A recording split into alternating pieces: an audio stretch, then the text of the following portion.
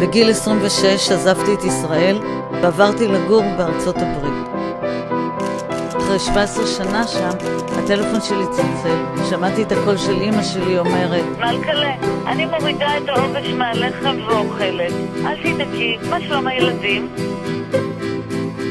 מצאתי את עצמי במטוס, בדרך חזרה לישראל, לטפל באמא שלי. את היית בשואה? את סבלת בשואה, אמא? כן. טעים, אה?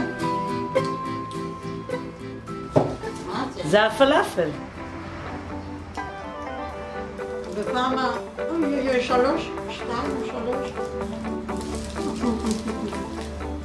זה רק בסיפורים אפשר. היא היה לה אומץ, תמיד היה לה אומץ. זה פילה כזאת כמו פייגלה, את יודעת פייגלה? כמו ציפור. ויפהפייה הייתה. אני הוצאתי אותם כמו משה רבנו ממצרים. כן, זה סיפרתי. הובלתי אותם דרך הים. היא הייתה היחידה שהעבירה אותנו. והם לקחו רבולבר. רובה? לא רובה, רק... את מקלע? היא הצילה חיי אדם. והיא שילמה על זה מחיר כבד.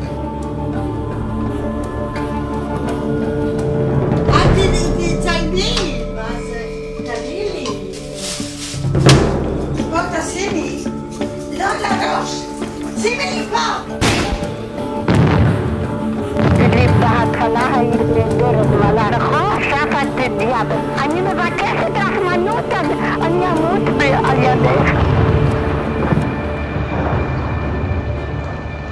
את בחירה בראש. תראו ברגש. איך אפשר להעביר אותה לבית אבות?